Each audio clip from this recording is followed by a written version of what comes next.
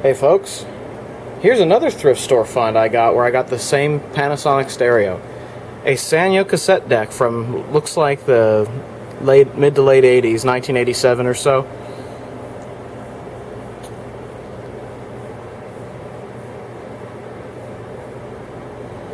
It is a dual cassette deck. I tested this while I was in the store and it appeared to function. I brought it over to the record shop that a friend of mine runs, and we tested it there. We play tested it, and it works great.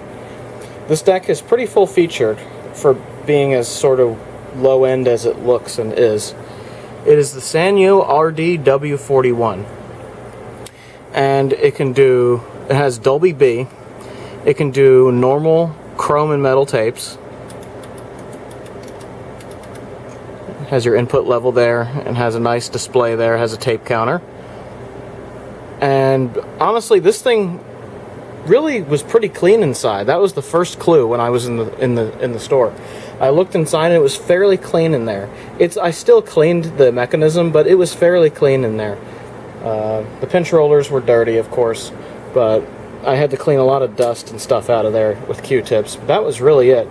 Kind of the same cleaning process as the Panasonic was. And we play tested with a bunch of free tapes that I got, and I was impressed with the performance for, the $10 or whatever this thing cost. It may have even cost a little less than that. I can't remember. The Goodwill I went to get this accidentally stickered this for $40-something. And the lady behind the counter was like, we'd never sell it for that. I don't know why they did that. So they gave it to me at a reasonable price. I forget exactly what that price was, but it was $10 or a little bit less than that or something like that, which I think is totally fine. Totally fine for something to play with, right? And there really isn't a whole lot to say about this cassette deck, other than looks can be deceiving. Like, if you're shopping for your first cassette deck, you might look at this and say, oh, that looks cheap. But surprisingly, this isn't bad. It has a lot of features, which is typically what the dual cassette decks focused on. They focused on features over quality. But this one has a pretty decent balance between the two. It has synchro dub and continuous play, so that's a decent feature. It has the Dolby and the bias selections and all that, and it has manual level control. So, it looks like it went with a fairly decent stereo system of the time. Here's the back of it. You get your line in and out. There's your Dolby thing there. There's your nameplate. And there's a date code right there. That 87 at the end tells me it's probably 1987 that this was made. And I've had a look inside this. The belts, they're a little bit loose, but they're still pretty good. It has one motor that runs the whole thing. I'll open it up and show you. Here's what the inside of this cassette deck looks like. There's your record play switch. There's the Dolby chip down there. And there's your mechanism for the record play switch. It has this little spring here that goes all the way around and moves this. So it's kind of interesting. There's your little bitty power transformer there. Here's the motor that runs everything, and the belt system that runs both decks. The belts they're getting a little bit loose, but they still kind of work. A lot of these decks seem to be that way. They're not quite out yet, but they're kind of working on it, you know what I mean? There you go, there's a better view of the whole mechanism. Can't tell who makes the motor. Doesn't look like it has a Mabuchi sticker on it or anything like that. That belt has decent tension. That one, this one's a little bit loose. Yeah, so, it's not ready yet, but it looks like it's pretty serviceable. It looks like you can just take a bunch of these brackets off to get to the belts, and you're pretty much good to go. Although that down there looks a little complicated with that shaft with multiple belts on it, but there's no question the routing of this. You can take pictures of that just to make sure where everything goes if you can't find a manual or something like that. So, not bad, man. Not bad. Alright, I have the Sanyo cassette deck hooked up to this Panasonic stereo's aux input, so when you first turn it on, you get a nice LED display here. And we're going to test it out with some slug bug, of course, because, yeah, I know, you're getting sick of it, but copyright issues kind of leave me not much of a choice. Fast forward works fine, as you can see. It's a little bit slow. I think. Rewind works too. Rewind is a lot faster. Fast forward's a little bit slow, so I'm thinking that might be the loose belt that we found inside is probably the fast forward belt. Or it might be the same one that plays, I'm not sure. But we're going to test it out on both decks here. We're going to try the playback deck first. See how this sounds.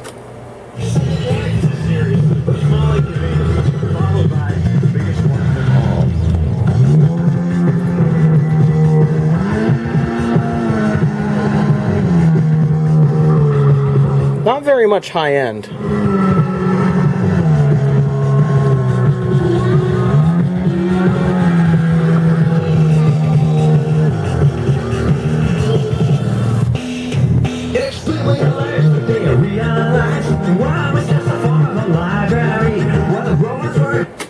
Alright, why don't we try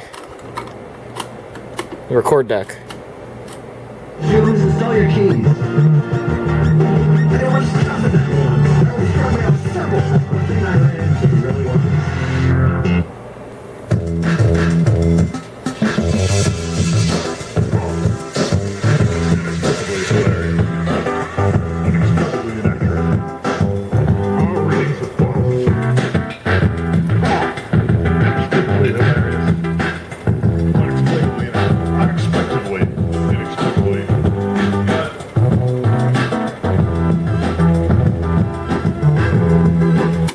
So, you know, it kind of sounds like it looks in a way. It works really well, but it doesn't really have the high end that even this Panasonic stereo has, but I did have to adjust this to get there.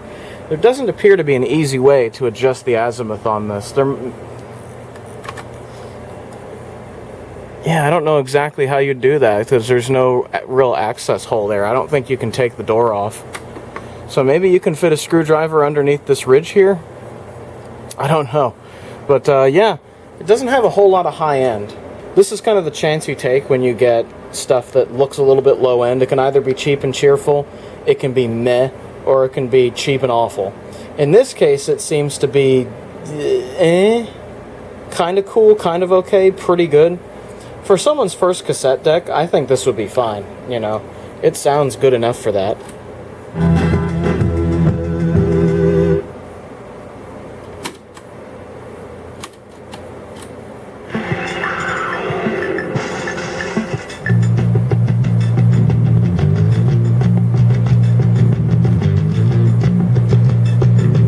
I think what we should do is try dubbing a tape and see how that sounds, because it might sound better recorded. I don't know. Well, actually, the tape isn't a good source in this case because it doesn't really have the high end that we need. So I'm going to dub from a record. Let's do that. One thing I noticed, when it rewound, it doesn't appear to auto stop. Now, does it do that on fast forward? Does it do it on play? Yes, it does. So this is just like the Sylvania stereo in that it only does auto stop on play. So kind of cheap. That's a sign of cheapness there. Like even this Panasonic stereo has full auto stop. So yeah. All right, I have it in record pause mode here, and I leveled it out to about 4.5. That seems to be what's appropriate for this record. So let's dub a record to a tape.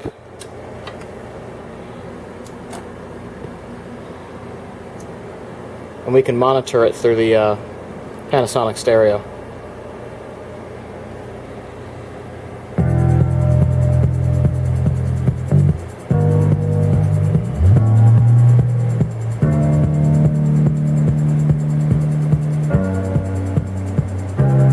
We're doing no Dolby for this one, but will also try Dolby for another song.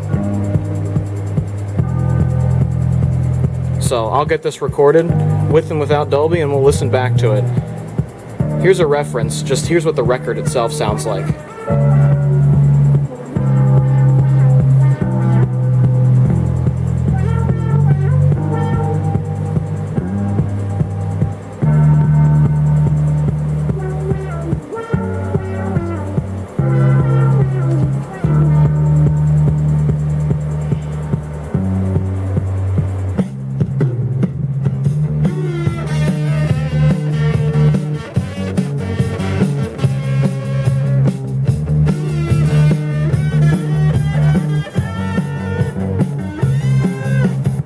Okay, that's enough of a sample. Let's put Dolby on and then do it again.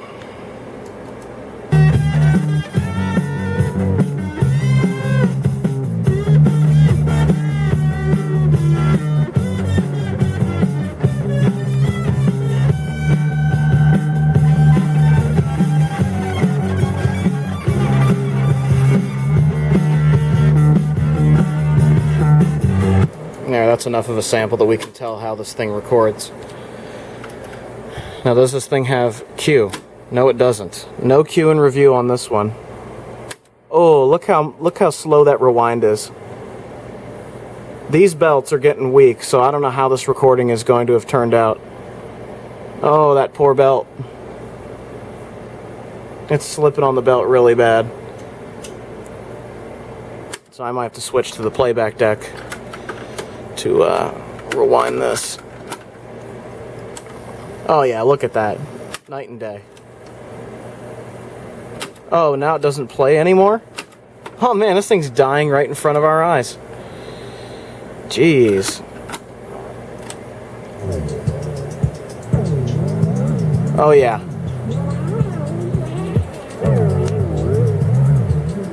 Oh man, these belts are going. Well, that's what a bad belt sounds like.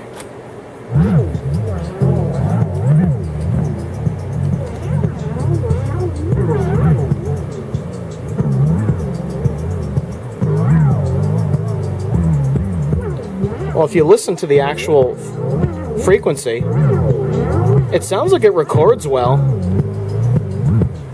You can tell the high end is there just by listening to this, even if it's warbled.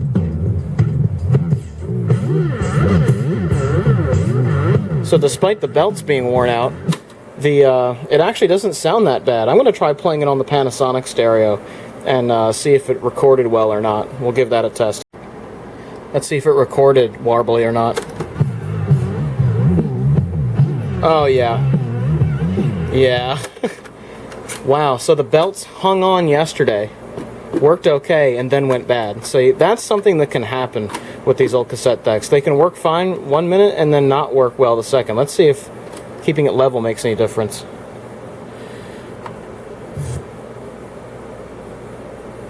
Let's see what Dolby does. This is probably where the Dolby recording comes in.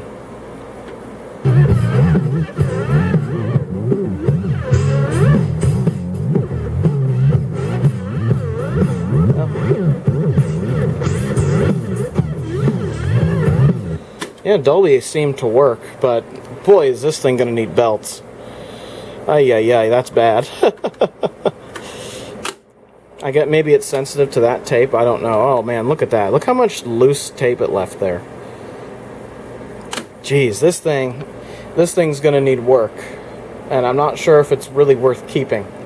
But it actually sounded pretty good. The recording sounded like it had the high end there, but the actually playing a tape back didn't. So there you go. That's an example of what happens when you have weak belts. This thing, if you put new belts in it, would probably sound fine.